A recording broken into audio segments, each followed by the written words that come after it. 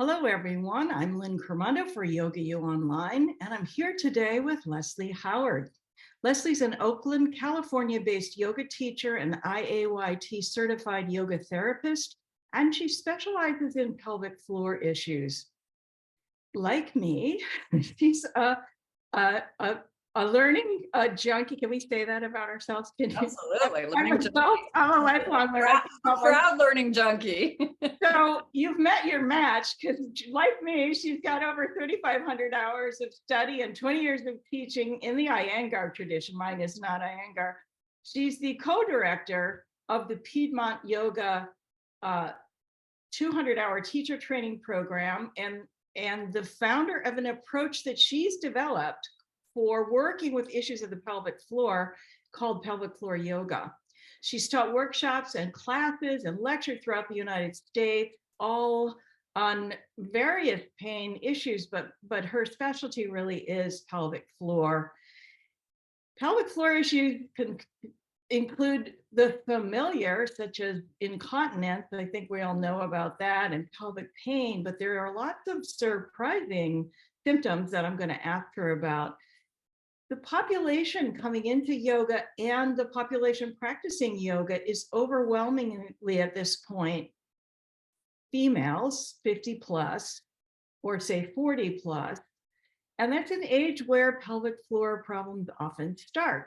So I thought this is a great time to take a bit of a deep dive with an expert on the topic of pelvic floor health. And one of the reasons, Leslie, I'm really interested in talking to you is because I believe this topic is fraught with misunderstandings and misinterpretations, and in yoga, I guess we would say avidya, misperception. So I'm going to ask you to dispel some of that. Now, you've spent years studying pelvic floors, honing your work, and studying yoga and putting it together for other people. But this story for you starts in a very personal way. I know, because you have your own pelvic challenge with hypertonic pelvic syndrome. So I thought a nice way to finish our introduction would be to actually ask you about your entree into this work via your own, as we all so often do, your own experience. Yeah. Sometimes you pick things and sometimes things pick you. So my entree into hatha yoga was because my lower back hurt. Little did I know many years later that I would be diagnosed with hypertonic pelvic floor. So my path was that, I had a corporate job at one time and my lower back hurt all the time, took yoga classes, and then I wanted to know more and more, got certified to teach, like you were saying, lifelong learner, did one teacher training, did another one. And so I was pretty deep into my yoga teaching and practicing. And I started having pain if I was sitting too long. I would get this burning sensation between my sitting bones and I wasn't sure what it was. Sex was becoming painful. That was a total drag. I made my way to a pelvic floor physical therapist. And yes, there are people that just specialize in that. And when the woman diagnosed me with hypertonic pelvic floor, it shattered my image of myself as like, oh, I'm so in touch with what's going on inside of me because I'm a yogi. I was like, how is this possible? But, I took a deep dive into that whole question. And of course, now I know why. A lot of us, if you've had any trauma in that area, we sometimes shut off parts of ourselves. And I think I just kind of had the proverbial red circle slash over that area. And then I've now come to hear so many stories, so many sad stories. And, what struck me in your introduction was, oh, everyone's familiar with, and that just makes me sad that that's true. that we're so many of us are familiar with incontinence or pelvic pain. And I do have to say it is changing. You know, I started doing this work in 2007, the pelvic floor work specifically, and it was not as commonly understood or talked about as it is now. I really do think between the work that I'm doing and some other yoga teachers are doing, the pelvic floor physical therapy world has gotten pretty huge. Yeah. And I think there's a huge shift in the whole understanding, thinking, and treatment about it, which is wonderful. You know, I am in California and I'm part of Kaiser, which is a huge mega health system. And they didn't used to even have their own pelvic floor PTs, and now they do. And so, you know, it's good. It's changing. You touched on something I want to go back to because it's in that place of myths and misunderstandings. There's two of them that came up. One is that it's inevitable that as we age, our pelvic floors are going to give out. The second one is that the solution to all pelvic floor problems is to squeeze everything south of the border until you're not breathing anymore. And I think in yoga, it's quite possible to do a lot of damage, if I could use that word, because that's not necessarily the issue. And the third thing I'd love you to touch on, and then I'm just going to let you talk for a while, is the pelvic floor is a diaphragm, like the respiratory diaphragm, and they work together, but it's also the anchor of the stabilizing core of the body. And so under the title of misunderstandings, people think it's a saddle that's just hanging there. And it can become that. They don't understand that it's the anchor of the core. So so that's a whole lot of stuff. I'm just going to let you talk for a few minutes because. Okay, so let's start. Number one was it's inevitable that your pelvic floor is going to give out on you and you're going to probably experience incontinence. Was that the first misperception? That is. Yeah. Have okay. You heard that? But haven't you heard that? Of course. Yeah. I mean, that's what actually some doctors say to their patients. Like, yeah, it's just part of it. You know, again, it's really changing. That was a little more old school, but I have heard that story too many times to not know that it's true. So let me just back up a little bit. So with incontinence, there's a lot of different types, but you know, the primary ones are the urge type, where you feel like you have to go so bad and you're not going to make it. And then there's the kind where you don't even feel like you have to go, but you know, you like are on the trampoline with your kids or you're running and you're like, wait, what?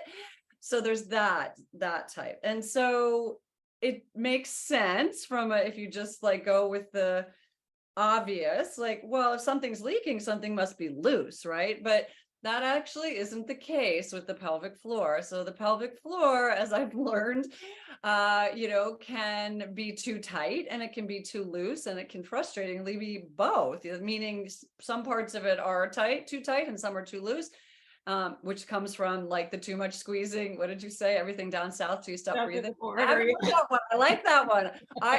What I say is squeeze everything below the navel and hope for the best. That's right. That's my definition. Same idea. And I think doctors teach Kegel that way too. Women are told, like, get on the toilet and hold your pee in, but they're holding everything in. And yeah, I have a dear friend who went to Columbia Medical School, and she told me that when they were talking about this in the classroom, that the doctor said, well, and then if there's incontinence, you know, you teach them Kegels, but we know those don't really work, and then moved on. She said that was the extent of the conversation. And I was like, now that was like 10 years ago, but still, I mean, that is what, you know, this is how it starts. It's in the institutions, and then it goes out, and then it goes into the mainstream, and this is what you hear. So it is not inevitable. You know, if you're aware of your pelvic floor, if you know, usually we don't pay attention to things, guilty, until there's an issue. But, you know, if you are interested, which a lot of your listeners are body body-centric people, you want to make sure your pelvic floor is working correctly, and you want to make sure it's working well. And just like every other muscle in the body, we need to stretch our muscles and we need to contract our muscles. So we want the proverbial full range of motion. So if I bend down in my garden, I want my pelvic floor to stretch so that I can squat easily.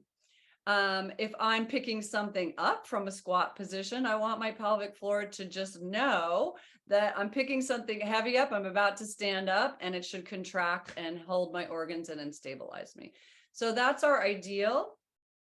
And I have to say, I work a lot of what I do is one-on-one, and I would say it's primarily women over 60. And what I see over and over again, if they've missed 1 week with me, like I see a lot of people weekly, their core strength goes. I mean, I'll say, did you practice this week? I didn't see it. No.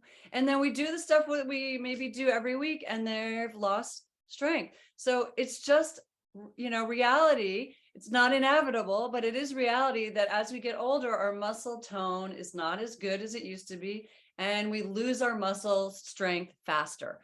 So that's really important. Yeah. Okay, so that was Yeah, I want to actually step back a bit, and because I think there are things that people don't realize the pelvic floor is involved, like the core.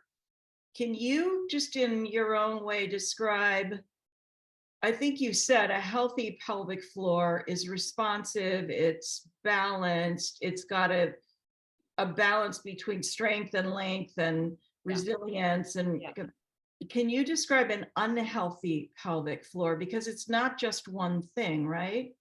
Yeah. So and symptoms you might not equate, but excuse me for interrupting, but I did want you to touch on things that people might be experiencing that they wouldn't necessarily tie to pelvic floor, like my core, I'm firing more on one side than the other, for example. Oh my goodness, you ask like compound questions. No. But then I just shut up and let you talk. That's the like, where do I start? Okay, so a couple things. I'll start with some misconceptions. So this is very interesting, and I really want your listeners to listen to this, remember it, and tell your friends. Is that my pelvic floor PTs tell me, and this is something that I can't do because I'm just a yoga teacher. The pelvic floor PTs are, you're naked from the waist down. They ask their patients to do what they think a Kegel is. And one in three people are actually bearing down when they think they're lifting up. Yeah. So they're feeling a sensation, which the sensation is actually a stretch, but they think, oh, I feel the sensation, I must be engaging. So I really, really impress on my students, you must look in the mirror and just make sure that you're not that 1 in 3 person. So that's more common with people that have an unhealthy breath pattern. I call it reverse breathing, where you're pulling your stomach in, your pelvic floor is lifting up as you're inhaling. That is not a good way to breathe if you're trying to deepen your breath, right? But a lot of us, because of trauma usually, are doing that. We're pulling our stomachs in and up. Also cultural messaging about, look skinny, hold your belly in. So when we hold our belly in, the pelvic floor and the core muscles are co-contracting. That's what we want. But if you're doing a reverse breath pattern, for example, then you're co-contracting, but in a reverse way than what's good for you. Now, what's an extreme example of that? I sometimes see people privately that come to me because they have a prolapse, let's say bladder or uterus. And they're like, oh my God, I need you because I want my pelvic floor strong. And, I've got this prolapse. But then upon further investigation, I will ask them, do they deal with constipation? And 9 times out of 10, they're like, yes. How did you know? And so that is like red flag waving to me that this person is not lax in their pelvic floor. they're tight in their pelvic floor, and then they've prolapsed their organ because they're straining every day for a long time. So this is chronic constipation, not like occasional. We all have occasional, right? And then if you're bearing down all the time to try to poop, you can actually damage the ligaments of your organs. You can cause a prolapse from that. So it's like mind blowing to them. I'm like, I don't think you're loose. I think you're tight. And, I can look at their breath and pretty much tell. I often work together with the pelvic floor PTs. Often I'll encourage my students to at least get evaluated, for confirmation, because I can't diagnose. But so that's a really good example of how things could go awry. Does that help? I think, yeah. And I think you're making a really good point about yoga teachers knowing their lane and kind of being in their lane, and of course being part of the team. But this to me, and like yourself, 3,500 hours of training, including pelvic floor stuff, I would refer out, because I'm not an expert in that. And I realize that this is really subtle work, right? So what can we do in yoga, and what can a yoga teacher do other than throw mula bandhas all over the place and make more trouble for people? Well, I like to say I'm not on record. I'm not anti mula bandha. I'm not anti, but I'm anti mula bandha. Well, there's a purpose for it. It's pretty esoteric. And I would say the average yoga practitioner is not really looking for that esoteric. They're looking for good health. They're looking for ways out of their pain, right? So, the mula bandha, if you really research it, there's no historical context for doing it in asana. There's none written that I'm aware of. And if your listeners have one, send it to me, because I say that all the time and no one has sent it to me.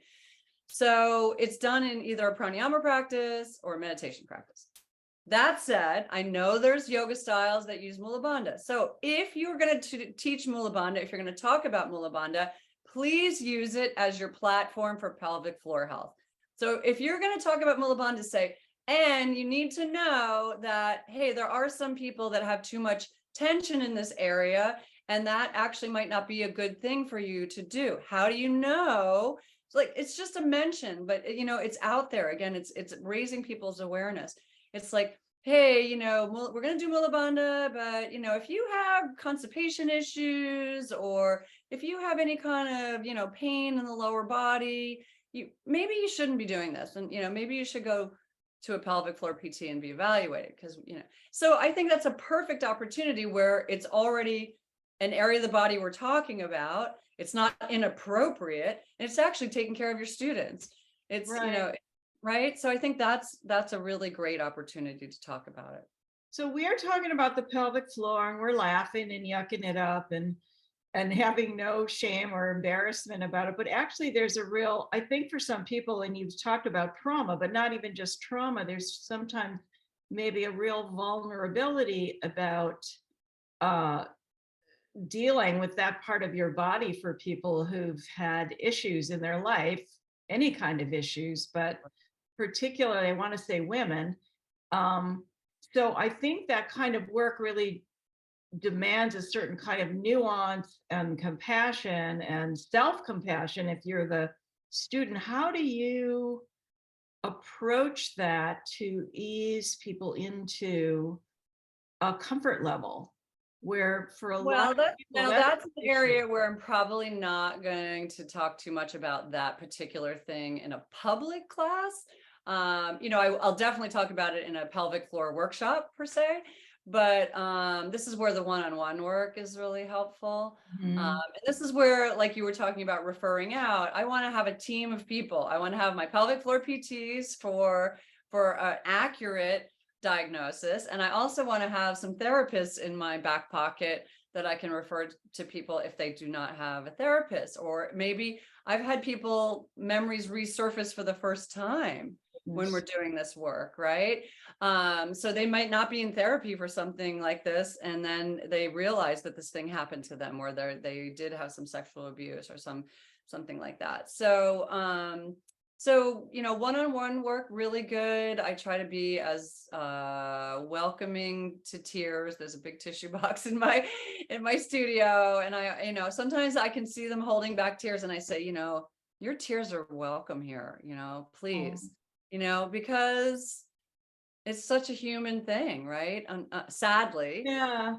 sadly. I feel like there's such a vulnerability about that area of our bodies. And some of us are more comfortable even in that diet, like you and I, we're not hesitating, but I could really see that for someone who's had even a traumatic surgery that that is going to be an issue. So yeah, I've had people thank you for bringing that up, like people that have had surgery that they wanted, that they opted for, right? And then they're like, why am I having these sad feelings about the surgery that I opted for? I'm like, it's a trauma. It's a someone went into your body, someone cut your body. Please, like, don't discount it. It's a big deal. So I think, again, I know most of the people that are listening to this are probably yoga teachers.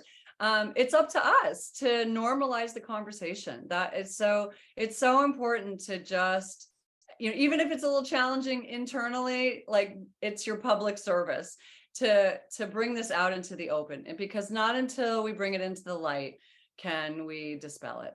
Yeah. Yeah.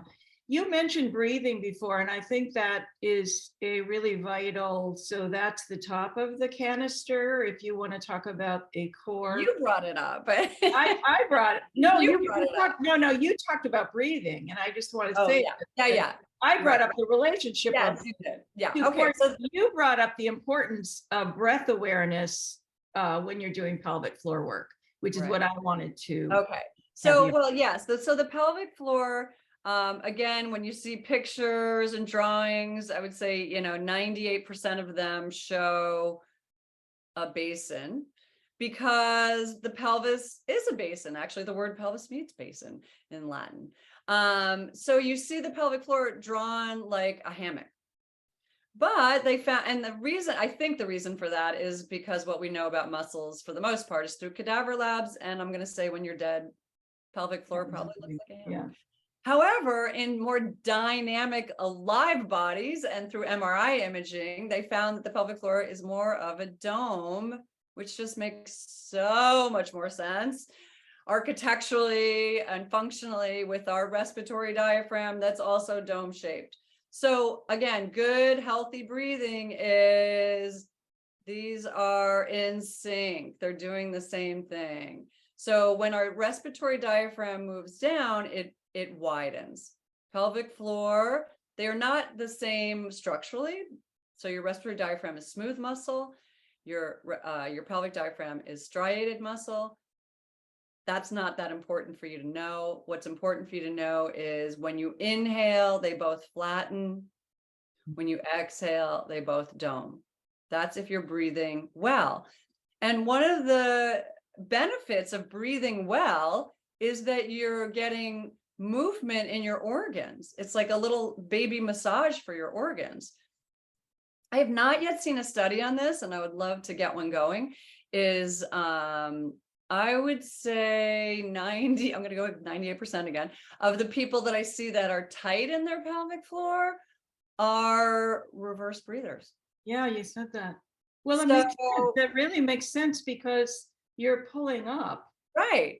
The diaphragm's descending and here's the pelvic floor. Right.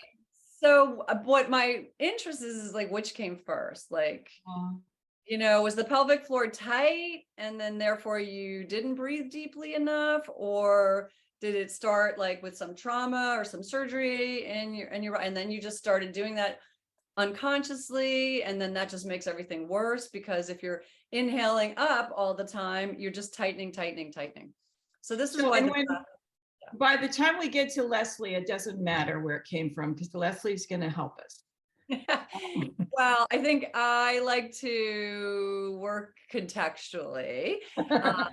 So yes, I'm going to help you. And it's good for everyone to look at, I like to call it the story of the pelvis. What's the story of your pelvis? Mm-hmm. Because I think culturally, it's kind of soldier on, stay strong, stiff upper lip and all that. And it's, if you sometimes look at what's happened to you, like a little more compassion and softness. Yeah.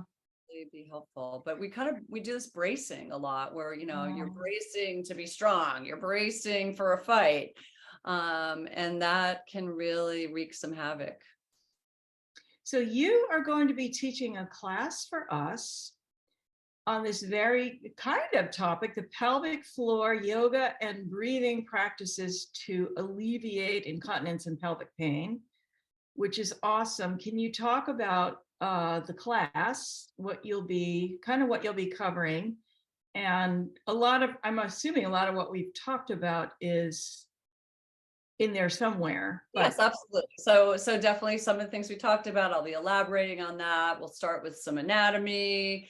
And I have had the honor of working with University of California, San Francisco. And we just completed a 3-year study on my program for incontinence. And we got a 75% improvement in symptoms. Is that the one with Dr. Allison Huang? Okay, I'm going to just read you the conclusion. Well, actually, the one you're reading is the pilot.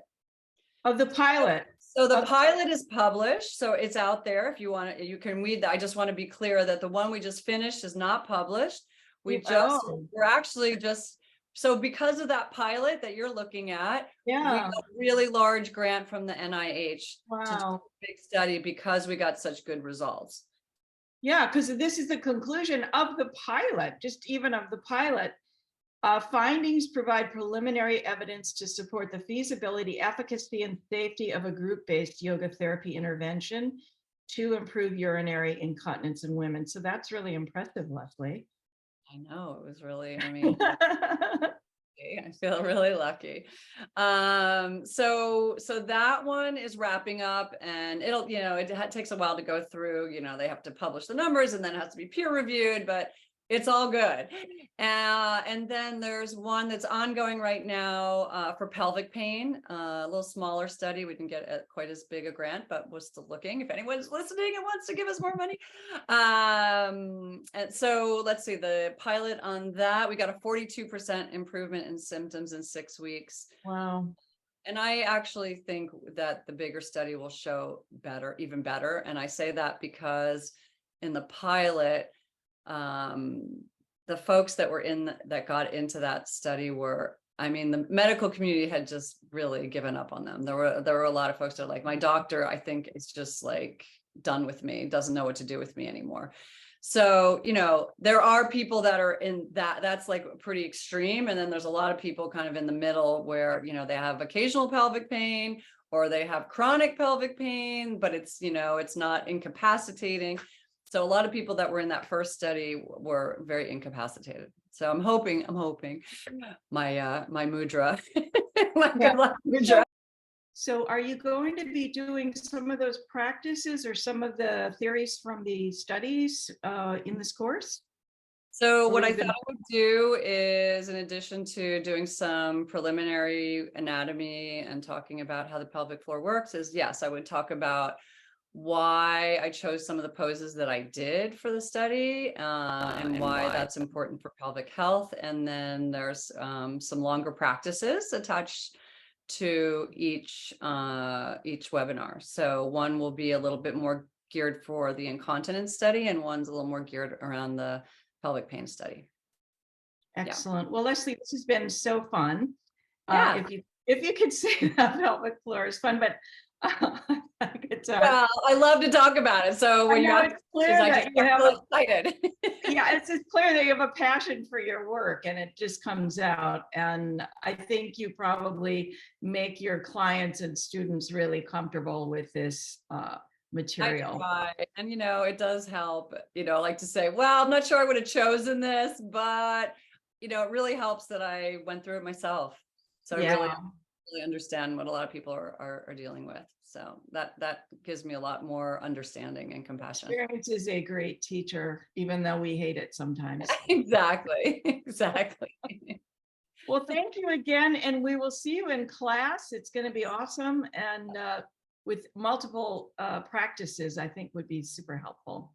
Yep, you'll So, get that. thank you. All right, thank you. For watching. Bye-bye. Bye.